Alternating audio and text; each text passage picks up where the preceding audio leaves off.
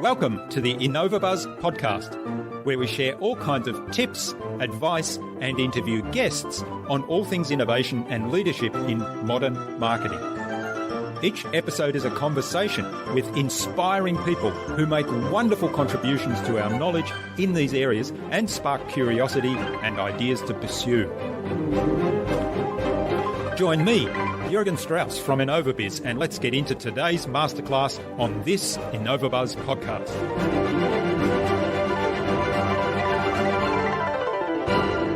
Your prospects right now are searching for solutions to their problems. That's the reality. That's the facts. You know, they're buying from somebody. It might just not be you. Okay? And a lot of the time, they're not buying from you because they don't know who you are. So it's not that they don't trust you or anything like that yet. It's they actually don't even know that you exist yet. So getting your profile right, that foundational asset, and let's be clear here, like what we're talking about with the story, segue, sell, and no profile, yes, we're talking about LinkedIn, but you could leverage what you're creating here, put it on Facebook, on your Instagram profile, on your About Us section, use it on there, use it on any of the other web forums that you're part of, any other social media assets that you might have, put it on your speaker kit. Like you could literally utilize all of this information that we're talking about on so many different aspects of your marketing.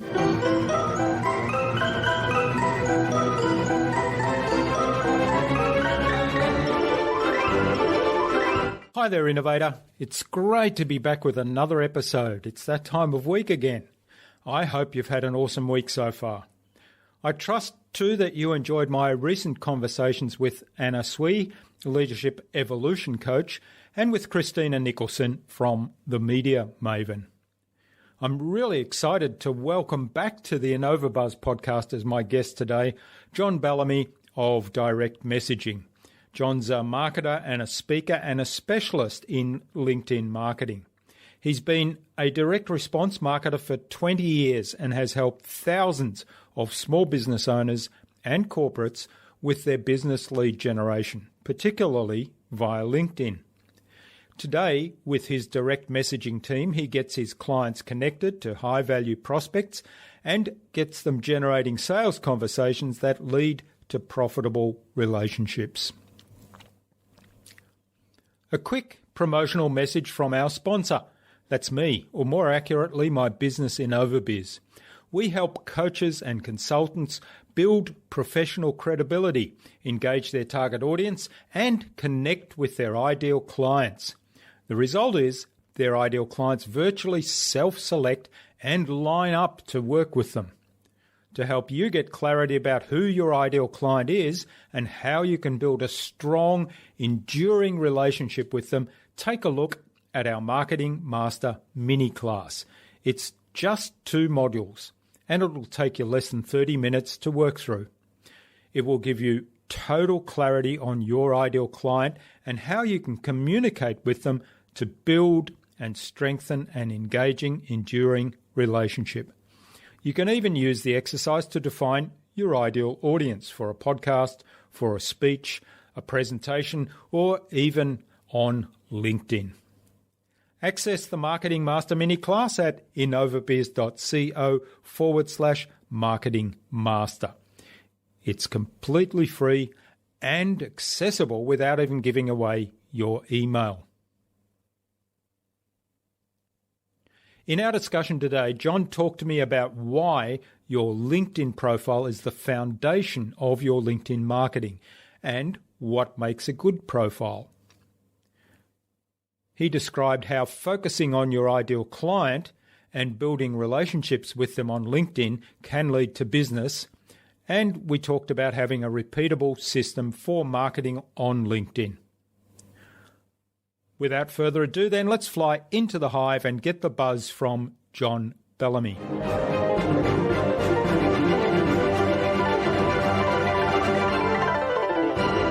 Hi, I'm your host Jürgen Strauss from InnovaBuzz, and I'm really excited to welcome back to the InnovaBuzz podcast today from Tweed Heads in Australia, John Bellamy of Direct Messaging, who's a marketer and speaker, and he specialises in LinkedIn marketing. Now, John has previously been on the InnovaBuzz podcast way back on episode 19, so that was in the early days. So I'm looking forward to catching up with John and seeing what's changed. So welcome back to the podcast, John. Thanks for having me, Jürgen. Yes, there's been a huge journey since we originally started way back in the beginning. So I'm really looking forward to sharing it with you and your guest today. Excellent. Now, it's a great privilege to have you back as my guest again, and you help businesses establish a valuable connection with their ideal prospects and help them drive engagement, increase sales, and close more sales. And I know you're really focused on LinkedIn marketing, so I'm looking forward to digging deeper into that. But before we do start talking about all things sales growth and LinkedIn, tell us a little bit about what's changed since the last time you were on the InnovaBuzz podcast. Yeah, I think the big thing that's changed for us is we've really niched down even further with how we go and help people. So, like you mentioned, we do a lot around the LinkedIn space, and primarily we're really helping people just really engage, like get their LinkedIn profiles right, engage with that target market, those niches that they're after, and just helping them with that gap between the leads into their sales process. So that's been the big focus that we've been doing there. And, like all we do now is really offer, LinkedIn services for clients or training products, which is great. So why LinkedIn? Well, when I started with it years and years and years ago, it was probably like, everybody else out there that you started getting hounded by people with an inbox message saying such and such wants to connect with you on LinkedIn. We've all experienced that, just similar to Facebook friend requests and all of those things. And I just, over the years, it was really, really worked well for me in my corporate career. And then I carried that over into my entrepreneurial journey, and it worked, extremely well there. And it just seems to be neglected by so many people out there. So the opportunity for us to really leverage it in our own business, but then help others leverage it in theirs has been truly amazing. I mean, I get to travel the world speaking and do podcasts like this, and all the time, and just helping people with their LinkedIn. So it's been great. So LinkedIn, as you kind of alluded to, has been around for a lot of years, and I remember way back in my corporate days using LinkedIn.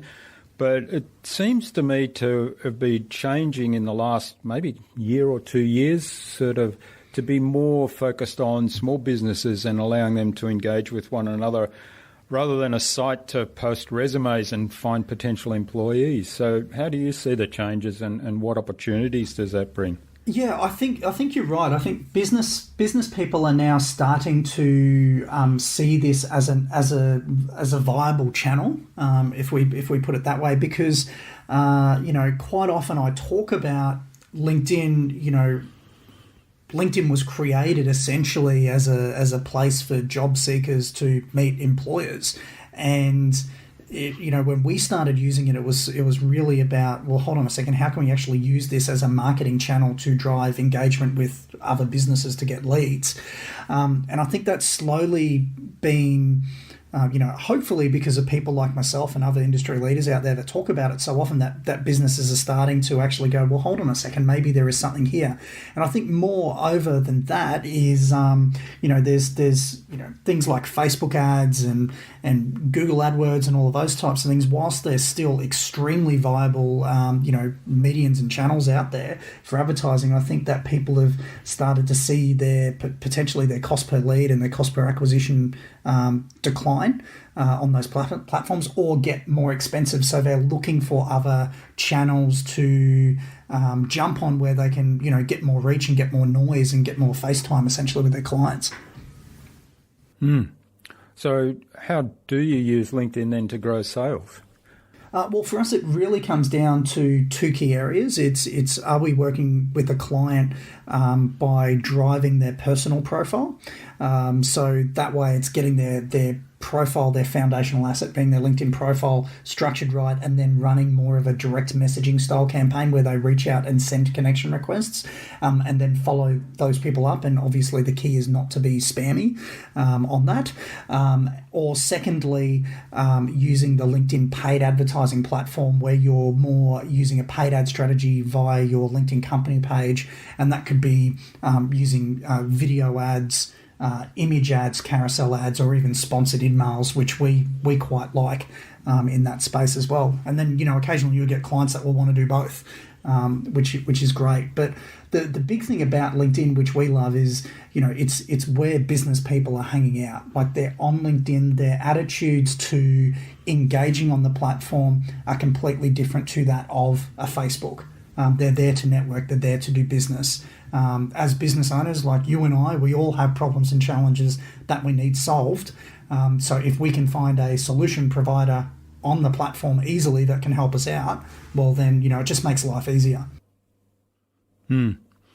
Yeah, and one of the things I see with Facebook, I mean, they seem to have undergone a couple of transitions. One a little while back when they introduced groups, and groups became a way for businesses to build a community of fans, and there was a lot of value to those, particularly some of the groups I was in, and there probably is still value to those groups today. But what seems to have happened over the last 12 months, I think, is it's just gotten so noisy now. People are just dumping so much information on there. Every time I go into Facebook, I struggle to even find, the social posts from my friends or the valuable posts from these groups where I might want to get engaged in from a business point of view, because there's just so much noise, and then the messages that come through are, somebody wanting to sell me something who I've never heard of before, and something that I'm not even interested in. Yeah. So I think maybe that is contributing to people sort of taking another look at LinkedIn if they haven't, if they weren't kind of vested into it before. Yeah, and I think from that as well, it's sort of like in my view, it sort of goes further as well. Like I spend a lot of time over in the US and speaking over there, and this is no disrespect to Australians or anything like that, but the entrepreneurship in the US, I believe, because it's probably so much more competitive over there, being the amount of, the population size compared to Australia, they're a lot more assertive with their marketing. They're a lot more focused on, if I'm not marketing, if I'm not reaching out, if I'm not having a conversation, then I will not exist next week, next month, next year. Whereas Australia, as we all know, it's sort of like she'll be right, mate, we'll get around, and the tall poppy syndrome's quite large. So what does that all have to do with, different platforms and all of that? I mean, we've all been on the platforms where people are, I hate all these marketers, putting stuff out there in front of me, and we see it all the time on LinkedIn now from business owners complaining about, being marketed to. But here's the thing, the reality is, I don't care what business you're in, your number one job in your business is sales and marketing, period. And if you are not out there actively marketing, well, your business is not going to grow. So when that, now don't get me wrong, when that comes down to the platform of choice and how you position that message, that's absolutely critical. And I think this is where the challenges have arisen for many business owners, regardless of the platform they're using, is that they haven't gone back to the fundamentals of going, okay, well, yes, I've got a product or I've got a service, and yes, this is who I believe my target customer is, but they haven't gone back to the fundamentals of, okay, well, what are the psychographics? What are the things that actually makes those ideal clients tick? Why do they buy? Why are they having that pain? And they haven't tweaked their marketing message to speak to those people in a way that they actually want to be spoken to. And hence why, the results over, from Facebook's side of things, the results for a lot of marketers were diminishing, and they've come over to LinkedIn. And it's not because Facebook's a bad platform or anything like that. It's because, quite frankly, I've got clients who are spending upwards of $50,000-$60,000 a month on Facebook ads right now, and they're crushing it, and they will continue to do so because they understand the marketing message. They understand how they need to get it out for their clients and speak to their clients. But I think for the everyday small business owner, they're still confused around what they should be saying, so they jump from platform to platform to platform, which isn't necessarily the best way to go out there and market, in my opinion. No, I think you raise a whole bunch of really important points there, and it's interesting.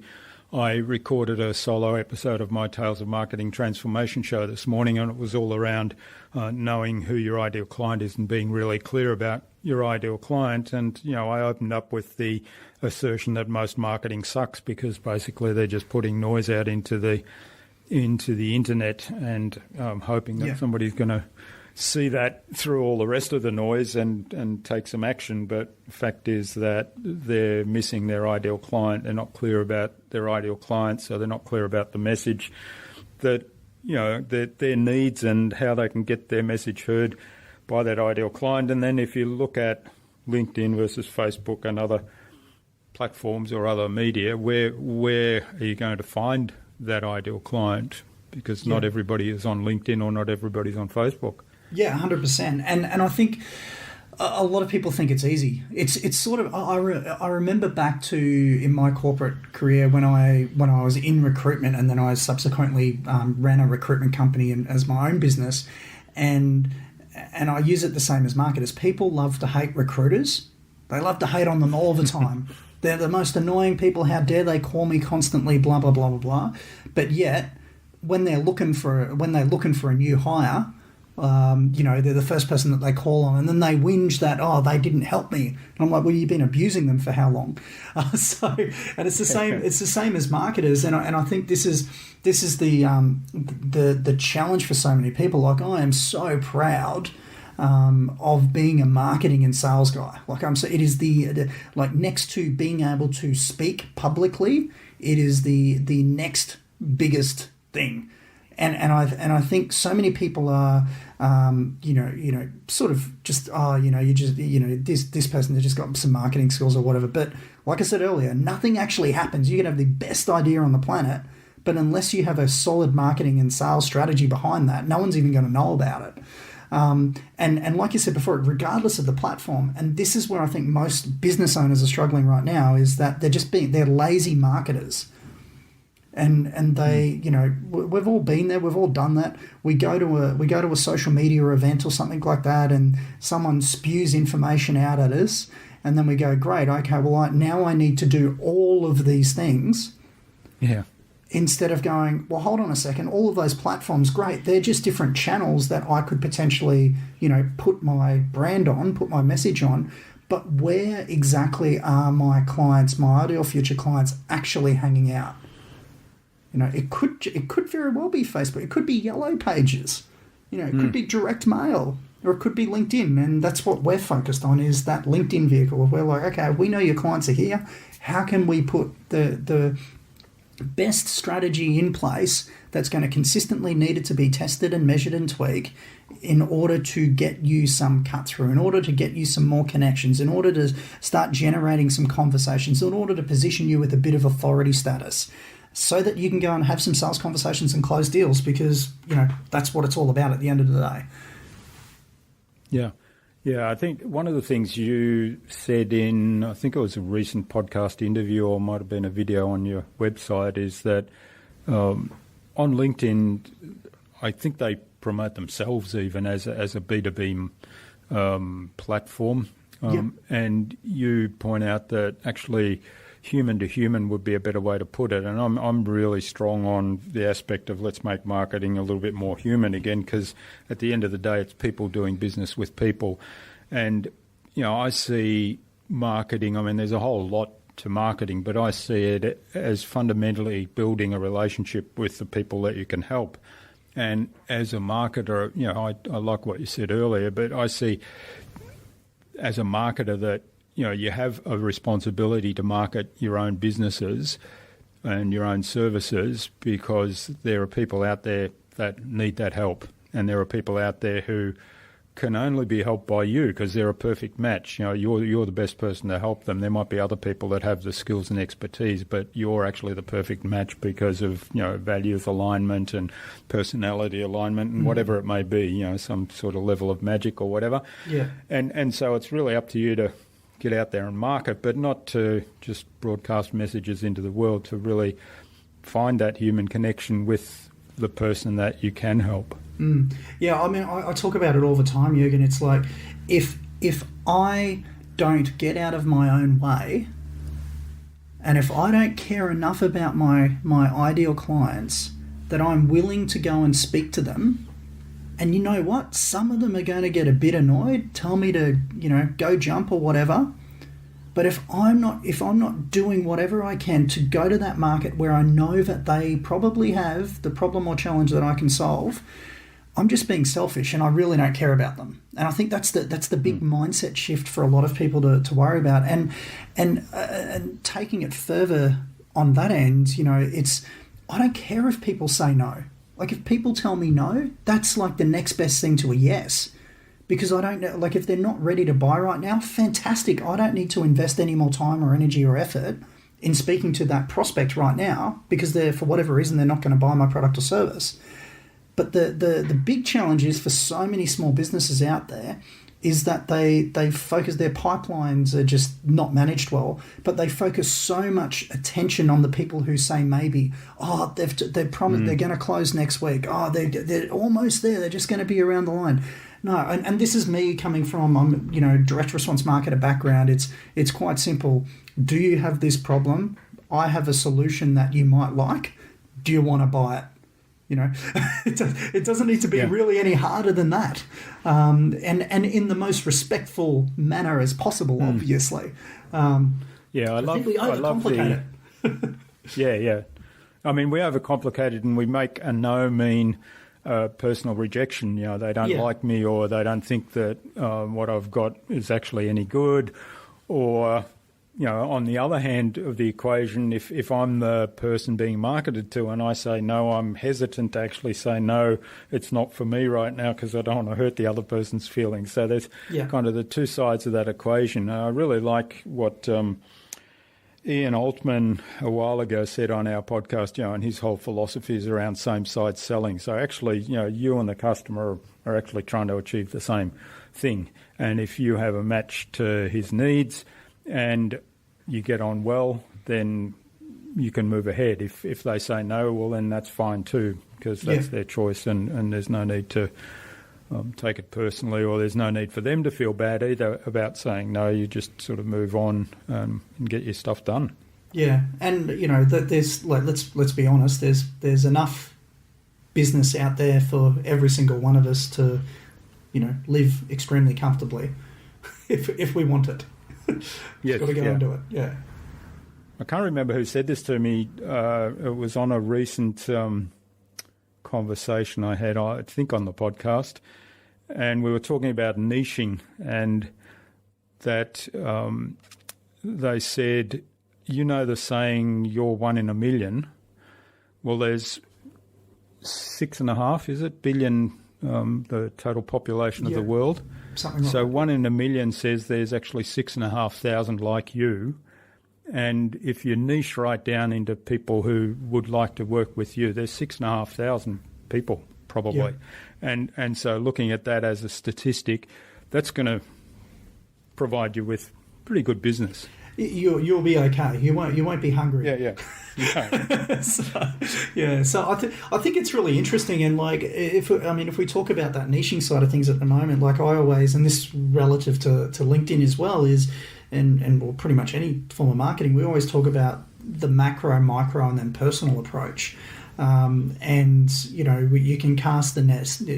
Macro might be I want business owners, in Sydney, for example, who have been in business for more than 5 years at that same company. That could be the macro approach, and we're not even looking at industries or anything. And then micro, we might look at that, but then go down to, okay, I only want to work on those ones who have been in the accountancy industry for those periods of times, and the principles of the business, etc. And then the personal side of things, is really taking it down further. Where they're using this solution, or they're using this platform that I can really focus on, and I know that they've invested $5,000 a month on marketing.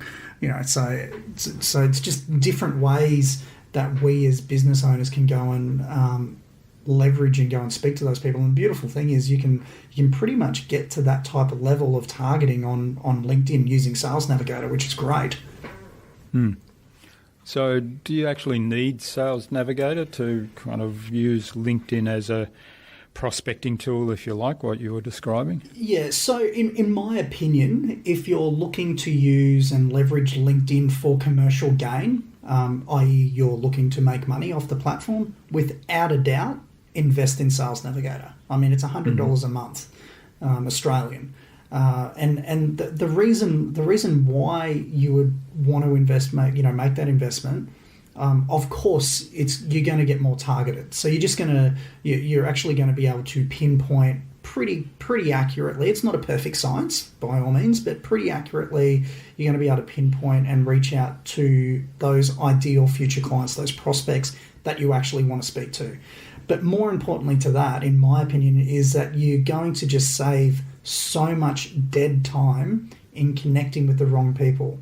If we look at the numbers behind it at the moment, like if I look at all of our done for you clients, on average, the cost of a connection, so actually getting somebody to accept the connection request, typically averages somewhere between sort of $5.60 through to about $18. Okay, so we're already, if you look at it from a numbers perspective, we're already upwards of $20 in just to get that connection. So if you multiply that $20 each time you do it, if we look at the top end, $20 each time we do it, and we're not using a Sales Navigator, we're just sending connection requests. We've got a lot of wasted money out there. So using Sales Navigator, if we can really pinpoint it and go, okay, well, you know what, I only connected with 300 people this month, or 100 people, or 50 people this month, whatever it might be, but I know they're solid. If I use another example, it's like going to a networking event. I think I mentioned before accountants. So, for example, we could go to any sort of chamber of commerce networking function pretty much anywhere on the planet. I'm pretty confident about this. And there'd be a pretty strong likelihood that there would be at least one, but more likely 3 to 5 accountants in that chamber of commerce environment. Any one of those events you can go to, pretty much guarantee that. Now, we could do that every month or every week and go to all these different Chamber of Commerce events and try and connect with these accountants. But you've also got probably another 30 or 40 people going to those events that definitely aren't your target market. So there's a lot of people don't think about it, but there's the time, there's the ticket cost to go to the event, there's the time cost, there's fuel, time away from family, all of that type of thing. Or alternatively, we could go and sponsor an accountancy conference where they might have 1,000 to 2,000 accountants in that room. Yes, is that going to cost us more in an initial outlay? Of course it will, but we're concentrating our efforts to get in front of those leads. So your cost per lead's actually going to be quite reduced when you start speaking to those people. And this is what Sales Navigator gives you the ability to do, is just really laser in and focus in on who you want to connect with. Okay. Now, let's say you identify a target niche that you do want to connect with, and you use Sales Navigator to identify a bunch of potential leads. What's the next step? How do you reach out to them? Yeah, cool. So most people we speak with, most people are comfortable in sending a connection request. So they understand that, okay, I found this person, I need to, hit the blue connect button. Where many people fall over is how they hit that blue connect button and what they say. So number one is don't just hit the blue connect button, actually personalize the message. And this is once again coming into the macro-micro personalization perspective. It doesn't, when I say personalize it, it doesn't necessarily need to be 1,000% laser focused on, hi Mary, I saw that you wrote this article and you work at this company, I would love to connect. It doesn't need to be that focused, but it could be from more of a micro level where it's like, hi Mary, John here. Listen, I noticed you work in an accountancy business, or you own an accountancy firm. I wanted to reach out and connect with you because of XYZ. So you're actually giving them a reason why. But this is the way I look at it, and there's a gazillion different schools of thoughts here.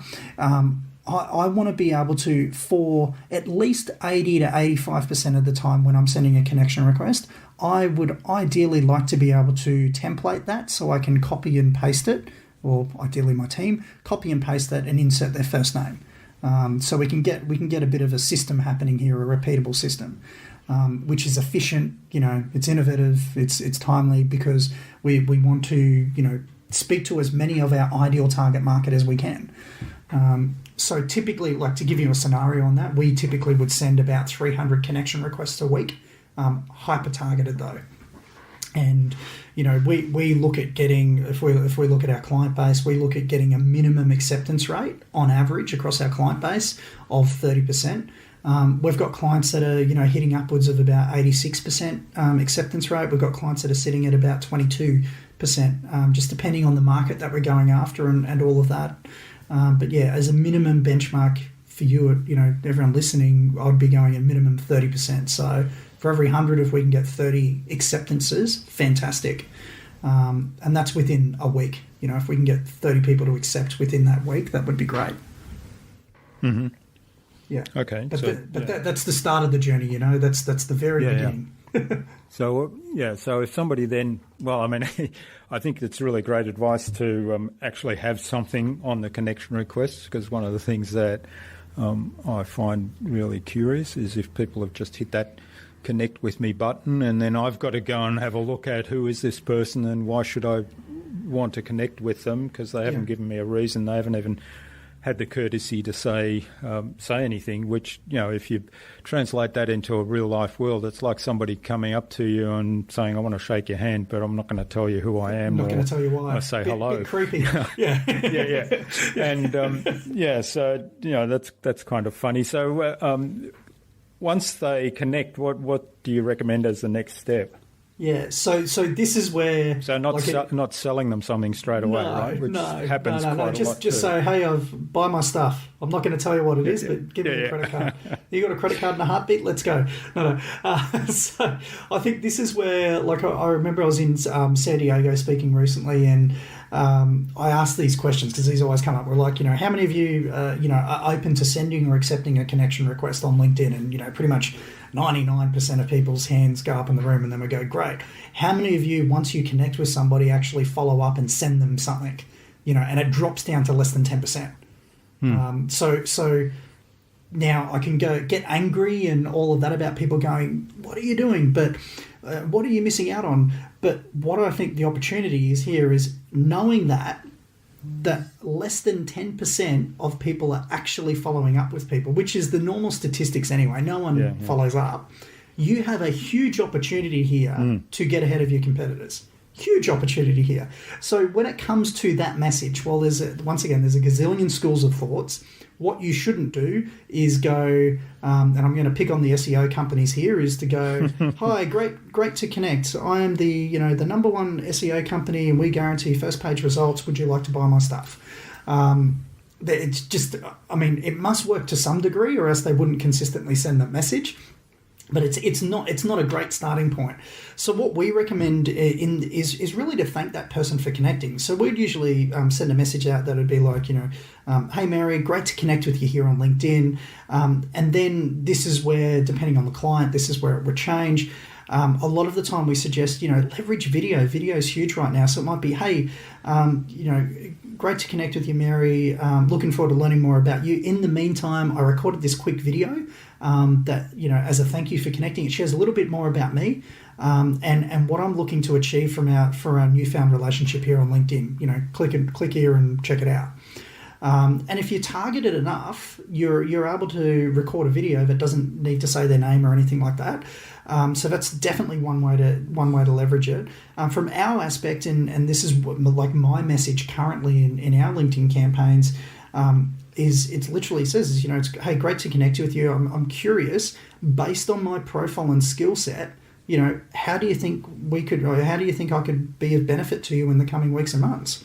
And the reason I ask that is because I want them to go back to my profile and actually read it and go, oh, this is what John does. And I can tell you what, the amount of responses we get from that message, positively, negatively, is huge. We get so many people that come back and John, well, the reason I accepted was because, I'm new to LinkedIn. I really don't know what I'm doing on here. Do you have any resources that you can send me? Or can we have a chat about, LinkedIn marketing? And then on the flip side, we will get people that will go, well, I don't know, you sent me the connection request. It's, why are you Or why are you asking me how I can get benefit from you? So you get all of these mixed responses. But it's a great way to start segmenting your database, to identify really quickly who's actually got an interest, who's engaging in my message, who's active on this platform, so I can start to, once again, tailor down further and go, okay, who are these people that we should go and follow up further? Yeah, that's great advice. You've given me an idea there with the video. That's really good. What I typically do is if I connect newly with a person, I'll send them a thank you. And I'll say, you might like to check out my InnovaBuzz podcast. That's what I basically say to them at the first thing, because I've got all these wonderful guests every week that share a whole lot of expertise in a whole range of different areas. So you might find something you like there. Yeah. So that's the first thing, and it kind of gives them something that, there's no pressure for them to do anything, to buy anything. It's just go have a look at the podcast. If there's something there that's interesting, then you can go and listen because it's free. Yeah, one of my US clients in the States, he runs a pretty big real estate podcast over there, and that's exactly what we've done with his thank you message. It's we drive them actually to a landing page where he records a video, and he's just like, hey guys, this is who I am. Thanks again, thanks so much for tuning in, connecting with me on LinkedIn. Listen, I've got this podcast that you might want to go and check out. Up to you whether you do, and we just link it out. But the reason why, and this is the cheeky marketer in me, the reason why we want to throw them to, or send somebody to a landing page as well off LinkedIn, is because we can put these things called pixels on there. So if you're looking at doing any form of remarketing via Facebook, via Google Ads Network, whatever it might be, LinkedIn, the minute we get them on those landing pages, we can look at ways that we can go and repixel and remarket to that traffic externally from LinkedIn. So this is why one of the big reasons why I love LinkedIn is it forms a really good, solid piece of your cross-channel marketing strategy. So now I know you use Infusionsoft in terms of your CRM system and automated emails and so on. At what point do you put those people that you've connected with on LinkedIn into Infusionsoft? Yeah. And is there a connection? Do you have it sort of connected automatically? Yeah, so the way we run it, and this is the way we choose to run it, is probably different to many. So if we focus on the LinkedIn aspect for a moment, typically we'll run a 3 to 5 part follow-up strategy over the space of about 45 to 60 days. And the intention behind that is to segment those LinkedIn connections. So we're looking for people who engage with our messages and would like to, receive either some free stuff, have a phone call with us, whatever that might be, share a case study. So anytime that somebody positively engages with those messages, we will then transition them back into Infusionsoft. So, for example, a lot of the marketing we're doing for our clients at the moment is sharing a case study or a report. So, we literally, the message on LinkedIn would say, "Hey, we've put this case study or report together. It talks about X, Y, Z. If you're open to it, I'd love to share it with you. Just hit reply with your best email address, and we'll get that over to you." So that works quite effectively from that aspect. And then once we get their email address, then we trigger the campaign inside of Infusionsoft. As far as what do we do in our business with all of the data, rightly or wrongly, we will import all of that data into our Infusionsoft application. And it's not necessarily so that we go and broadcast email messages to all of those people, but we want to pull that data in there so we've actually got a good CRM system. And then when we're looking at our other marketing channels, that's a way that we can start leveraging that data. So we'll get a data miner and start to fatten out that information and get a bit more data intelligence behind those companies and those people that we've connected with from that regard. And we will typically do a transitional message from people like, "Hey, we recently connected on LinkedIn. I just wanted to touch base via email. This is what we're about. If you'd like to find out more, here's some stuff from that aspect." So that's the way that we use it. As far as tools to integrate that data, Zapier has an integration where you can, if you export your connections from LinkedIn into, like, for example, a Google Doc, you can then push that data via a Zap into your Infusionsoft account.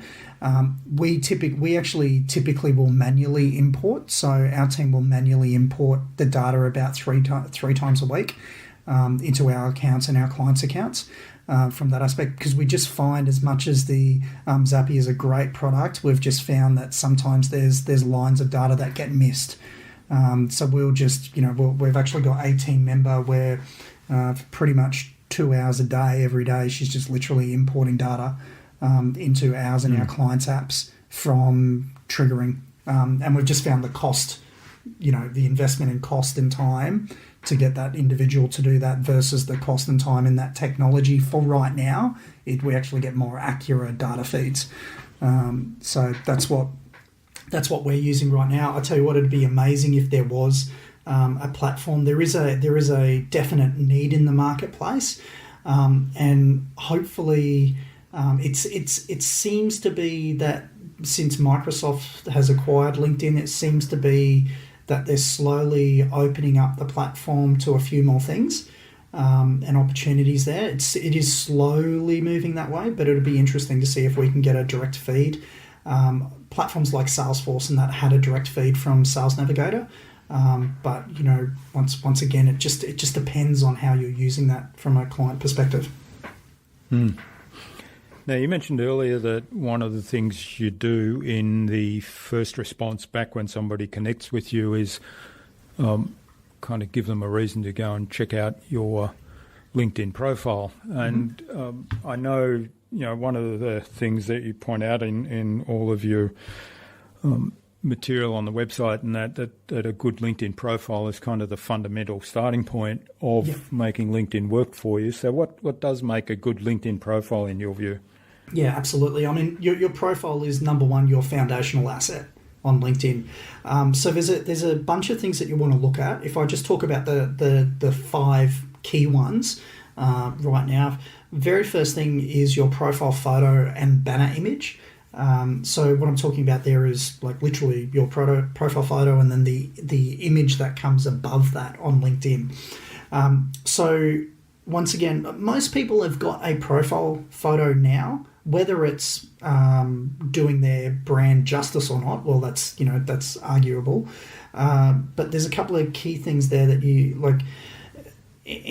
Go to snapper.com or your photographer and invest $100 or $300 and actually get some social media shots done for you, because you're going to be able to leverage them off LinkedIn as well, on Facebook and all your other channels or any other marketing resources. So you definitely want to invest in getting a good profile photo. Your banner image up the top there, if you don't have anything there, LinkedIn puts like a little filler image in there, which is sort of like a blue with a bit of a grainy line and things like that on there. So I want you to think about this, and this is marketing hat on. This is literally vacant real estate at the top of the top. It's like the masthead. It's like the headline of a newspaper. It's like leaving a newspaper headline blank. Like, why would you? Or a sales letter with no headline. So if you think of it from the banner image, a couple of different ways you could leverage that. Number one, it could just be a solid color and re-supporting your brand. Maybe it's just your brand logo on there. Number two, it could just be a solid color with the words something like specializing in, and then maybe 3 bullet points of what you specialize in. Number three, it could be a combination of your brand plus specializing in, or number four, it could be another way. Like if I take mine, for example, I speak quite often, so it's a picture of me speaking on stage just to re-support what that is. Now, there's no right or wrong on which one works better or not. You just got to test which one's going to gel with your audience. From that aspect. So like those two things, before you even do anything else, you really got to have that profile photo and the banner right. From there into the second big thing is your headline. Now, if you don't update your headline, LinkedIn will automatically pre-fill this with essentially your job title and the current company that you work in. So why would you want to edit that yourself? Well, once again, it's right up the top of your LinkedIn profile. The very first thing that people see on anyone's LinkedIn profile is their photo, their background banner, and their headline. And we all know our attention spans are pretty short nowadays, just with the amount of stuff going on in our lives. So people are going to, regardless if people say they do or not, people are going to look at your photo and they're going to go, do I like this person? Do I think they're trustworthy or not? There's always that emotional connection around the look side of things. And then from there, it's the headline. So the best way as a starting point, if you're just starting out to write a headline, is think back to like those networking events like Business Networks International, BNI, and meetups and all of those things. Whereas if you can put in a headline that's something as simple as, I help insert target market solve insert challenge, or I help insert target market achieve insert result. That's just a very simple way for you to get your headline up and running. And if you get those couple of things done, so there's just 2 points. If you get those couple of things done, you're moving in the right direction. From there, we need to go into our background summary. So this is, if you think of I think LinkedIn have actually recently updated it to call it About You or About Us. So it used to be called Summary. So this is where most people will literally leave it blank, put one line, or even go to their website and just copy and paste the About Us section of their website and throw it in there. All of those things, you're missing out on a huge opportunity, and more importantly, most people aren't doing this, so it's a great way for you to get ahead of your competition. So what I'd recommend there is, this is literally a mini sales letter. You've got up to 2,000 characters to get your point across, and we recommend a framework which is story, segue, sell. Okay, so we recommend like a direct response copywriting framework. So the story is like a headline and then a story angle. Hey, maybe you've been thinking about innovating for a while now, but you just keep getting lost because there is so many, like lost with what project should we focus on right now? Where are we going to invest our resources, our time, our money, and which one's actually going to give us the biggest return for our investment? I understand most people have got the same thing. So we start with that story angle. Then we segue into who you are. So this is like the know, like, trust factor. So this is where, hey, it's John here. I've been in the business for X amount of years now. Over that time, we've worked with X amount of clients and helped them to achieve this results. So we're starting to share a bit of social proof. In fact, here's what our clients say about us. Testimonial 1, 2, 3. So we've segued into who you are, what's your credibility status, how you can help people. And then finally, we go into the sell component, where it's literally a couple of lines. And when I say the sell component, I'm not saying give me your credit card. It's selling the reasons why someone would want to connect with you. So it's just reiterating. So if you've got this problem or challenge and you would like, and you'd like to learn how to solve that, well then connect with me here on LinkedIn, engage with my content, and hey, if you're open to having a chat, why not do that as well? So it's a very structured process to tie in that process. Following from there, so we've spoken about your profile photo, we've spoken about your headline, your background summary. Now we're starting to get into like your experience section, so your current business or what you do in your current occupation, and follow a similar model to what we just spoke about, that story, segue, sell, but you talk more about the business in that regard. And then finally, just think about, a lot of us have heard of SEO or search engine optimization. Just think about what are the keywords and phrases that your target audience is searching for, or what are the keywords and phrases that they use to describe their problems and challenges.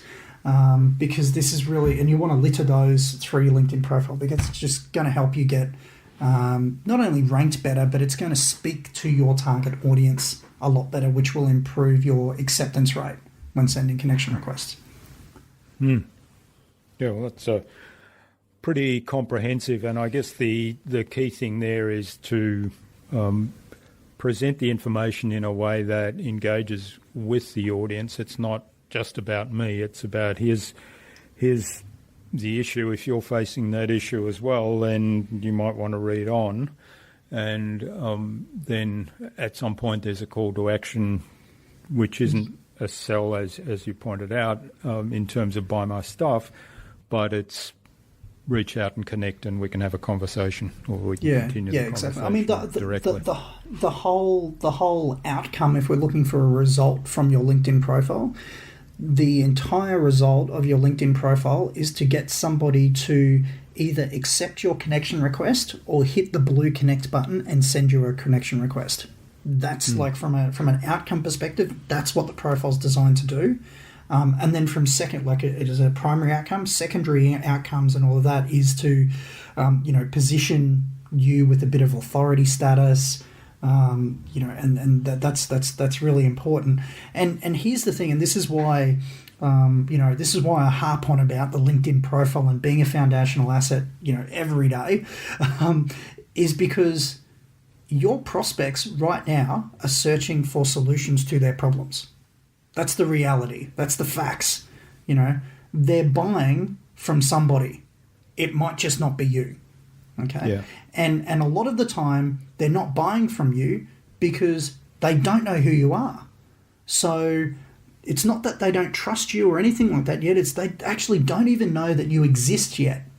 So getting your profile right, that foundational asset, and let's be clear here, like what we're talking about with the story, segue, sell, and no profile.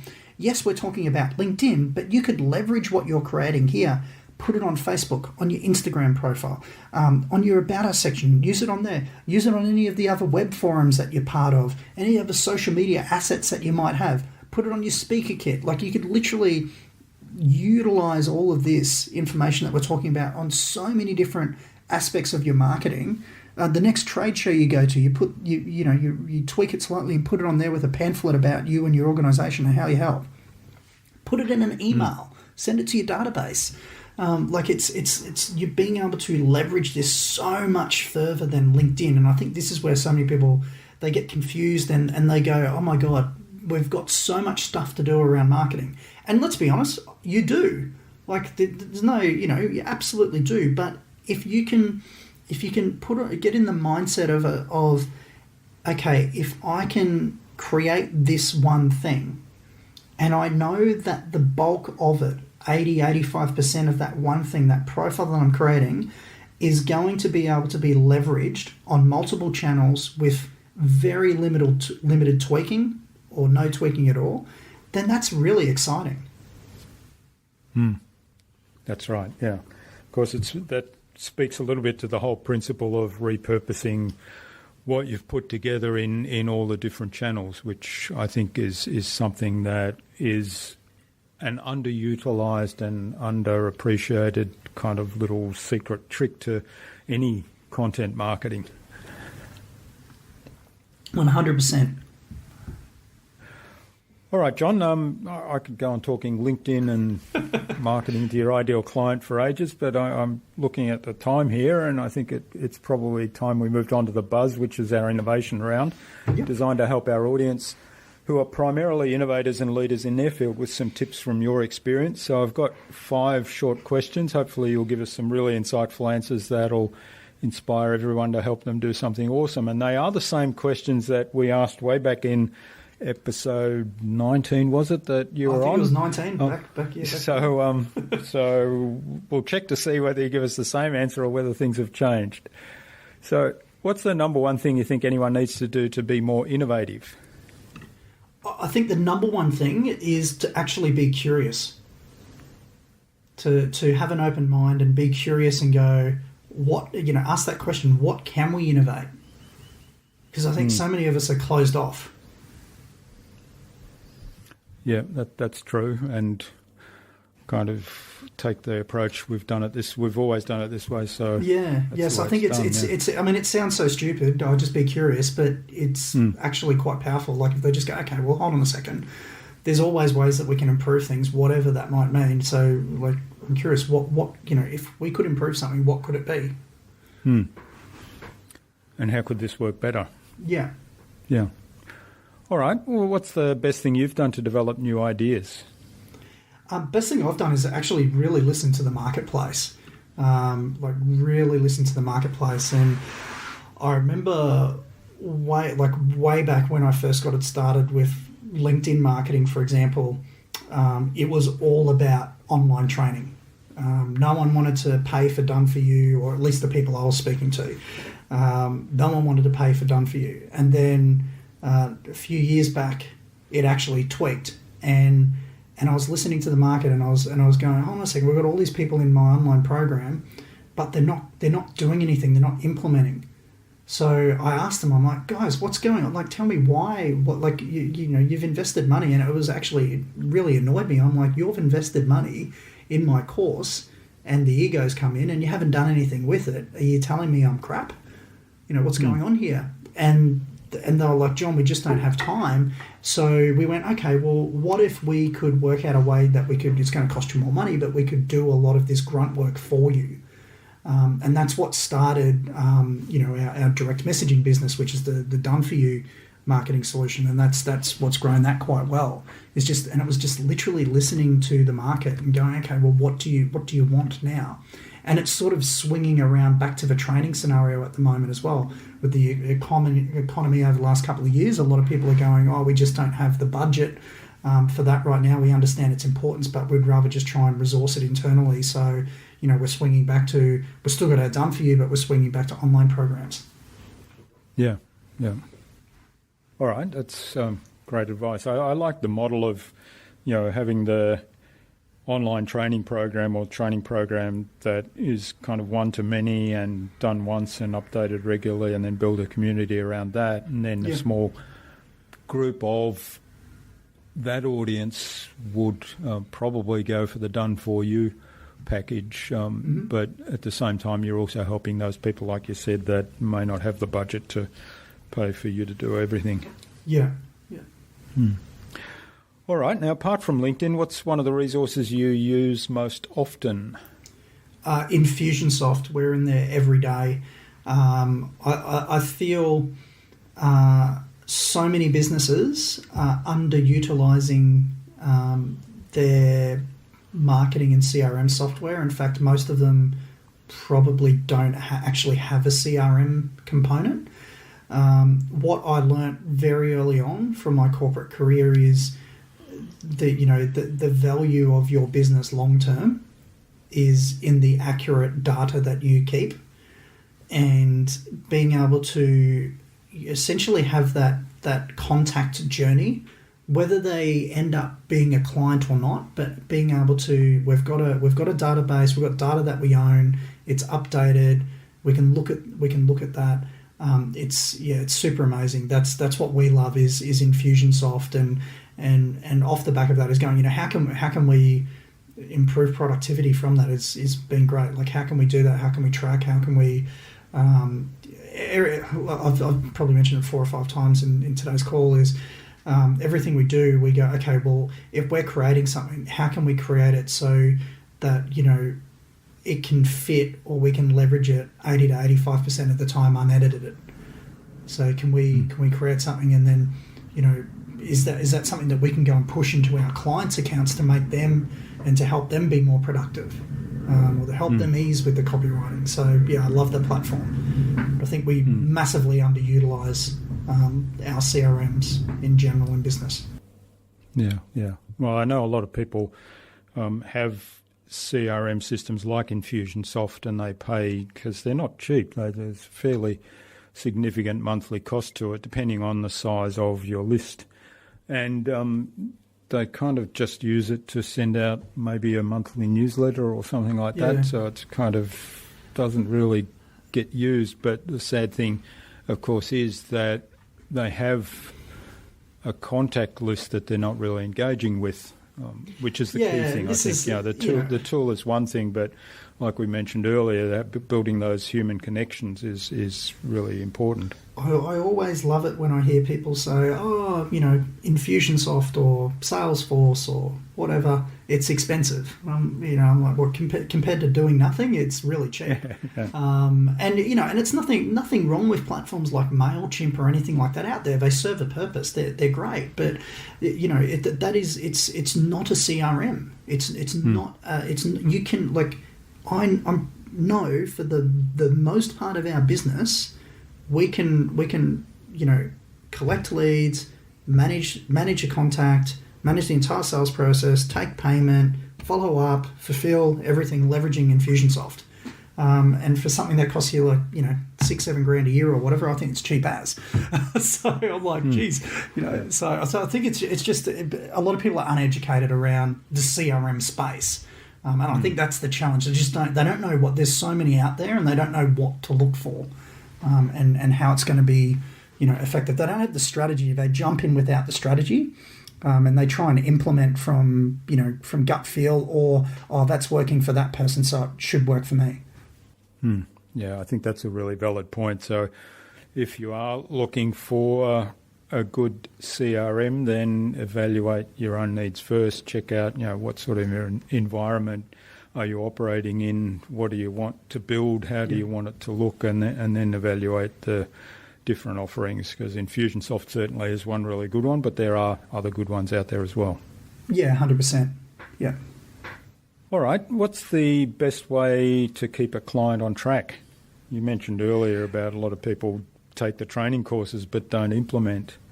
Yeah. Oh, I can't tell you how much of a bugbearer that is for me. I'm just like, you've invested money and you haven't done anything. And then you blame everyone else for your own fault. So for me, the best way to keep clients or projects and everything on track, we use a couple of different tools and a couple of different methods here.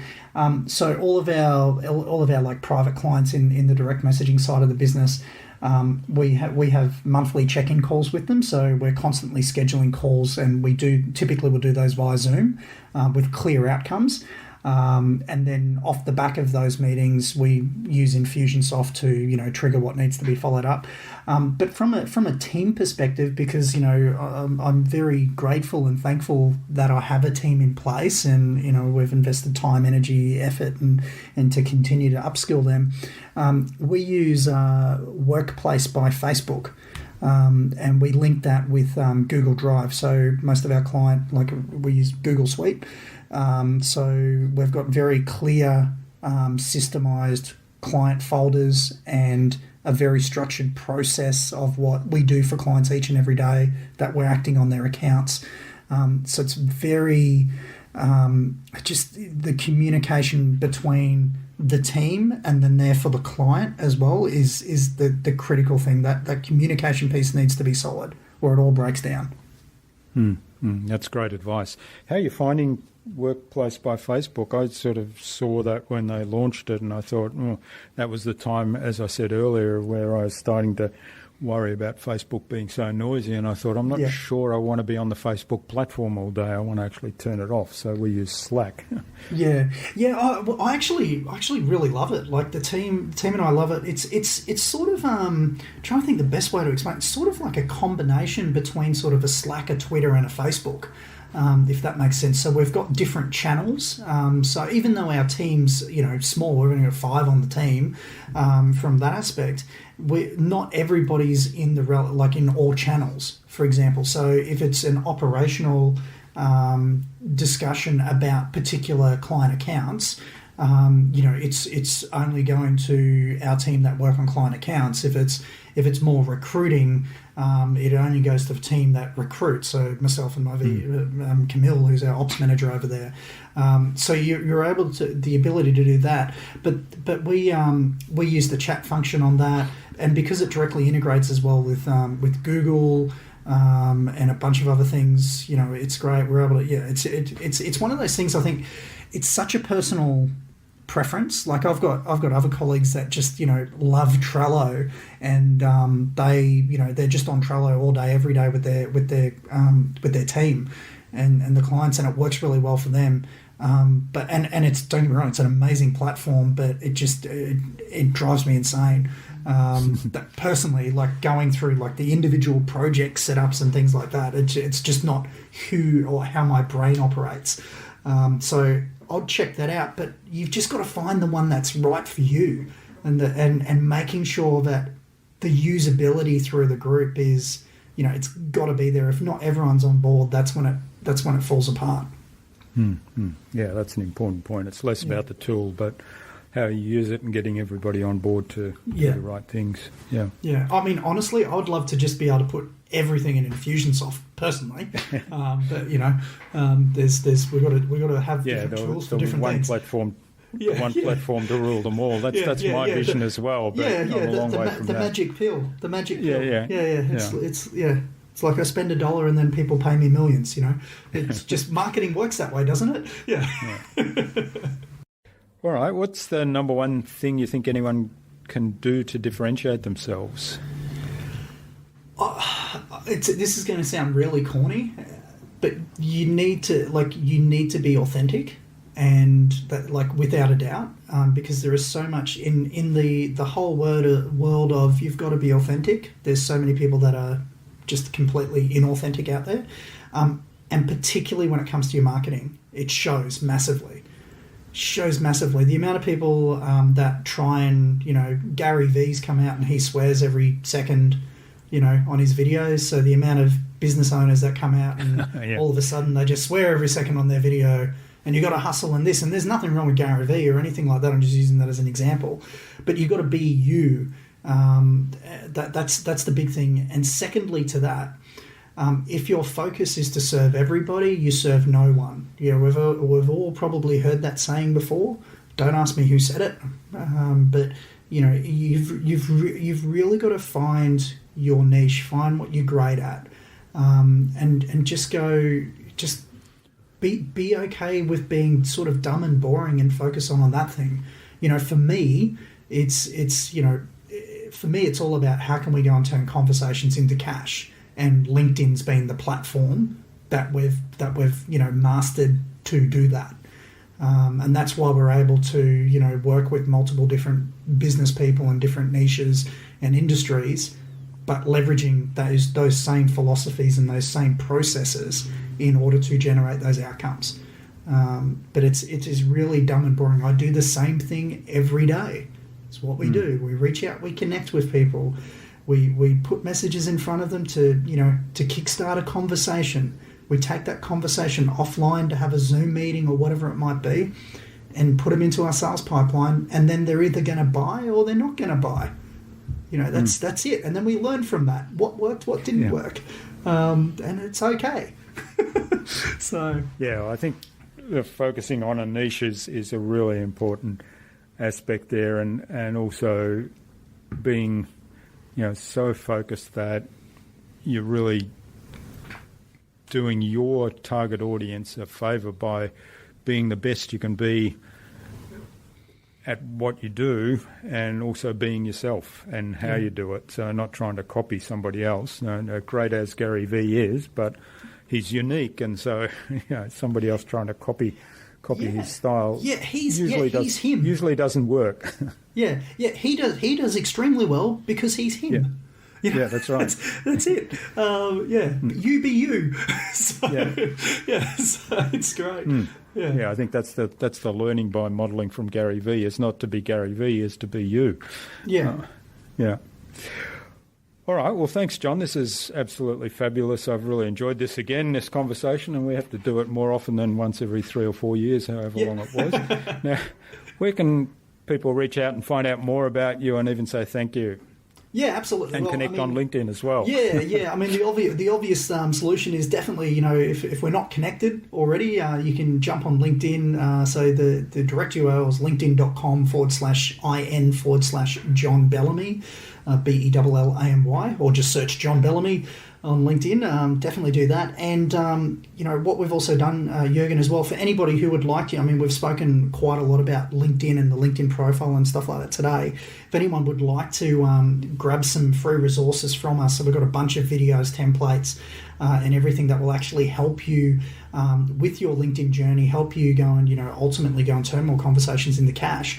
You can go to directmessaging.com/buzz. So that's direct, DIRECT, messaging, MSG, so messaging for short, MSGING.com/buzz. And I'm assuming you'll have the links there for them to go check that out, Jürgen. Yep. Yeah. It's been great. Been great being on the call. Yes, we'll have the links on the show notes to for people to click right through and check you out on LinkedIn and for those resources, which I really appreciate that. So, John, what's the number one piece of advice you'd give to any business owner who wants to be a leader in innovation and in their field? One piece of advice. Really focus on one thing. Like, we can all try and do so many different things out there, but just focus on one and give it all your attention. That's really great advice. And I know from my own personal experience, I mean, having gone through a corporate career and learned a lot of things during that time, there's a lot of things I can do and add value to, but and also I love variety. So I tend to fall into that trap of one day I'll do this and one day I'll do that. And every time I discipline myself and say, okay, I'm going to focus on this and really dedicate my energy to that, it actually has the opposite effect that you might intuitively expect, and that's that my business actually grows. Yeah. So it's definitely that focus, and like on that as well, you can have different interests. Like, for example, we've got other interests outside of what we do with LinkedIn from a commercial business perspective, but we still focus on that one thing, which is reaching out, connected, like our process. The reach out, connecting with people, and all of that. It's just doing it under a different entity. So it's when you try and do multiple different things to multiple different people. It's when the confusion comes in, and the confused mind says no. So yeah, that's right. Yeah, so just focus on that one thing, and put it all in, and should be onto a winner. If not, start again. You got time. Great. All right. Well, finally then, who would you like me to interview on a future InnovaBuzz podcast, and why? Yeah, I think it'd be great to interview Mark Robinson from the International Academy of Wealth. So I think he'd be a great person to jump on there. So Mark, when it comes to like investment education, there's a lot of people that focus on just property or just shares or just this. Mark's done an amazing job of really aggregating opportunities and investment knowledge from a bunch of different outlets, and like some of the investments that come across our desk, I'm a part of that community, are just ridiculous. You sit there and you go, you can make money from what now? It's absolutely crazy, and they're constantly innovating the way that they bring those opportunities to their marketplace, and innovating the way that us as humans can really, make, our active income or our laptop income or even our passive investment income. So to just be, I think that'd be quite an insightful conversation with Mark. All right. Well, thanks for that, John. We'll reach out to Mark and get him on the podcast and find out more about his innovative investment strategy and how he teaches that to people. Yeah, so thanks so much for sharing your time and your insights with us again. I've really enjoyed this immensely today, and learnt a lot about follow-up and strategies around using LinkedIn, leveraging LinkedIn to use as a marketing platform, and I hope that the listener will get a lot out of this as well. So all the best for the future, John, and let's keep in touch, and let's not make it 4 years before the next conversation on the podcast. Absolutely. Thanks again for having me. I really appreciate it.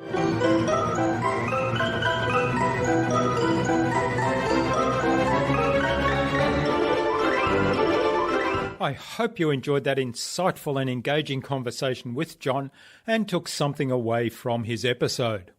He shared some wonderful tips about the 5 key parts of your LinkedIn profile, how to show you care about your ideal clients, to start a conversation with them, and why you might want to use Sales Navigator. I'd love to know what you took away from John's episode. Leave a comment below the blog post, which can be found at innovabiz.co/John Bellamy. That is JOHNBELLAMY. All lowercase, all one word, innovabiz.co/John Bellamy. You'll also find contact information for getting in touch with John there, as well as links to the direct messaging website, John's own site, his social media pages, and his offer of the training material and other resources that we spoke about in the conversation. John suggested we speak with Mark Robinson from the International Academy of Wealth on a future InnovaBuzz podcast. So, Mark, keep an eye on your inbox for an invitation from us to the InnovaBuzz podcast, courtesy of John Bellamy. Remember to check out our Marketing Master mini class at innovabiz.co/Marketing Master. It's completely free and accessible even without giving away your email. In less than 30 minutes, you'll gain clarity about your ideal client and how you can communicate with them to build and strengthen an engaging, enduring relationship. And if you'd like our help to go even deeper into marketing mastery or help with podcast production, then send me an email to jurgen@innovabiz.co and we'll set up a quick call to see if we are a good fit for one another. Tune in again next week to the InnovaBuzz podcast, where we've got more fantastic guests lined up, including Tony D'Urso of The Tony D'Urso Show and David Smulders of BitQ. Stay connected with us by subscribing to the InnovaBuzz podcast at innovabuzz.com/subscribe. innovabuzz.com/subscribe. Make sure you never miss another episode. It would also mean a lot to me if you leave us a review, because what you think matters. I'd love to hear your thoughts, your ideas, your suggestions, or questions you have, so go ahead and share them in the comments below the blog post for this episode. Until next time, I'm Jurgen Strauss from InnovaBiz. Remember, be awesome and keep innovating.